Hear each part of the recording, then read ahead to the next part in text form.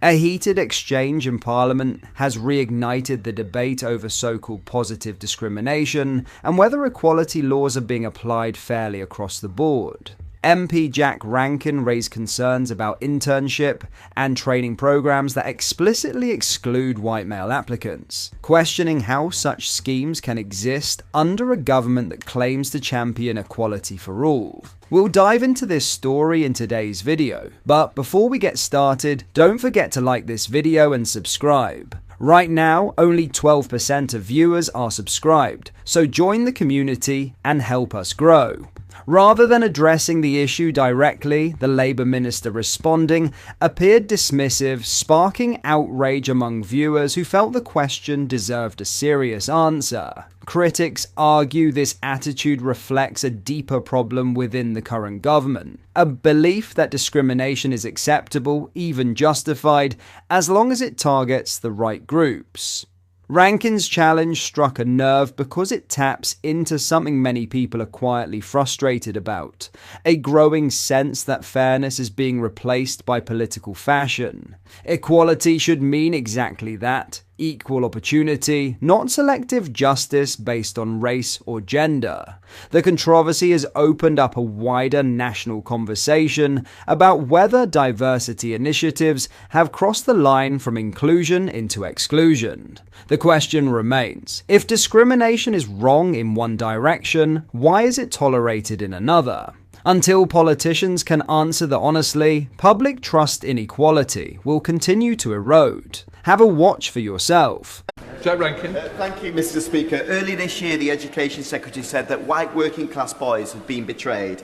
Yet this summer, MI5, MI6 and GCHQ ran an internship scheme which was open only to people from ethnic minority backgrounds.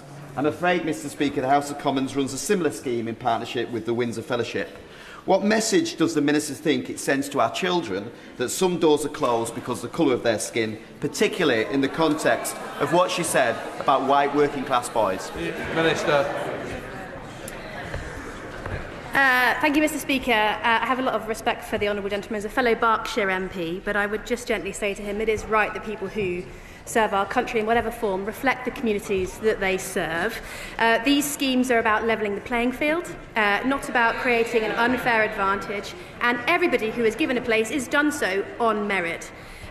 This party, on this side of the House, we follow the evidence. He just follows the honourable member for Clapton. True equality means standing against discrimination in every form, not choosing which groups deserve fairness and which don't. When government ministers dismiss legitimate concerns, they send a dangerous message that some people's rights matter more than others. Britain has always prided itself on fairness, merit, and opportunity for all. Those principles must apply equally. No exceptions, no double standards. If Labour truly believes in equality, it should prove it by defending every citizen's right to be treated the same, regardless of race or background. Until that happens, many will continue to feel that equality in name has replaced equality in practice. In other news, a Home Office whistleblower has claimed that migrants charged with crimes, including sex offences, are being let into Britain. Home Office staff are allowed to grant asylum to migrants accused of offences, which would carry sub-12-month sentences if committed in the UK, the insider has revealed. The source, a caseworker, claims she had been disciplined by her employer for rejecting an asylum application from an Afghan man accused of indecently exposing himself in a children's play area on numerous occasions. She told The Telegraph, "I said, I'm refusing. He's a wrong un. And my senior manager said we can't refuse an Afghan, we've got to grant. And I said I wouldn't do it because a man who exposes himself in front of kids. Well, where's that going to end?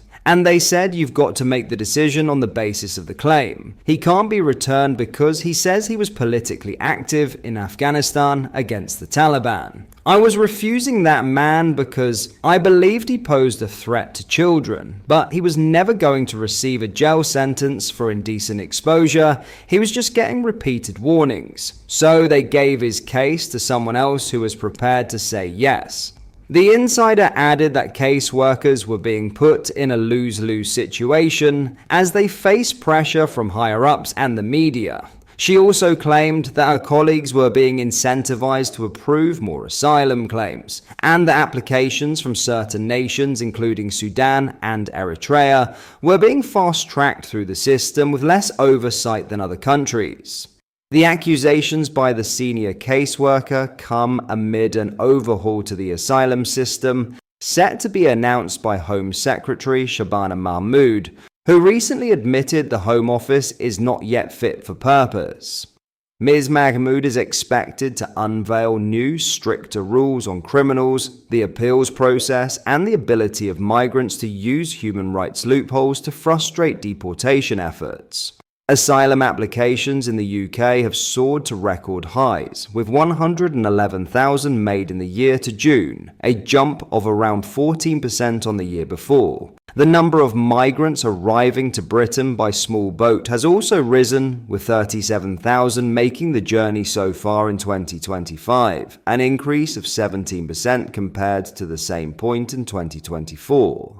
This week, the Conservatives attempted to grant government ministers the power to deport any migrant who receive a prison sentence of any length for a crime in Britain. However, this was waved away by Labour, who claimed the measure would infringe upon the human rights of the migrants. A spokesman for the Home Office said, "We take all allegations seriously and are committed to addressing any concerns appropriately. However, we do not accept the characterization of these concerns as presented. The integrity of the UK immigration system is paramount. We operate within a robust framework of safeguards and quality assurance measures to ensure that all claims are thoroughly assessed, decisions are well-founded, and protection is granted only to those who meet the established criteria. We are changing the law so individuals convicted of sexual offences cannot be granted asylum in the UK." Police are bracing for a crime surge on Britain's streets within a year if the government's sentencing reforms go ahead. The changes proposed in the sentencing bill will include a number of shorter prison sentences slashed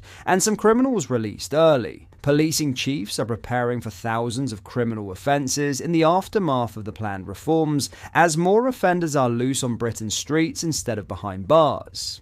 The government has said the proposals included in the legislation will help tackle the overcrowding crisis plaguing prisons across the country.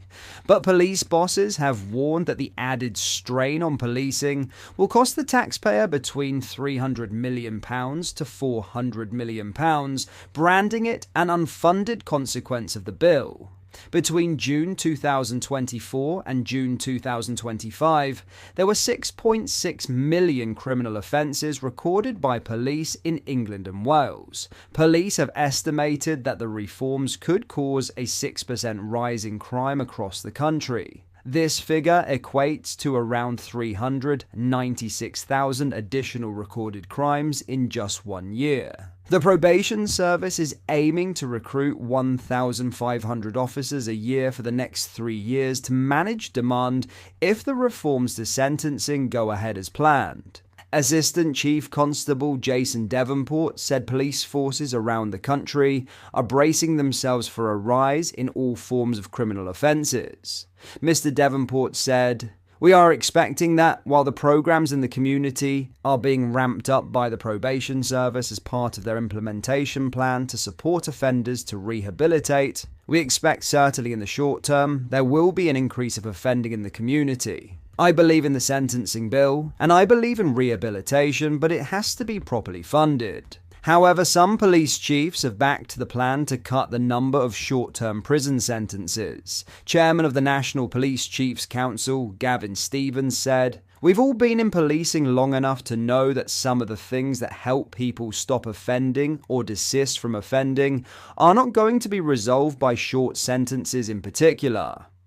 So that's a fundamental reason why we're supportive of this.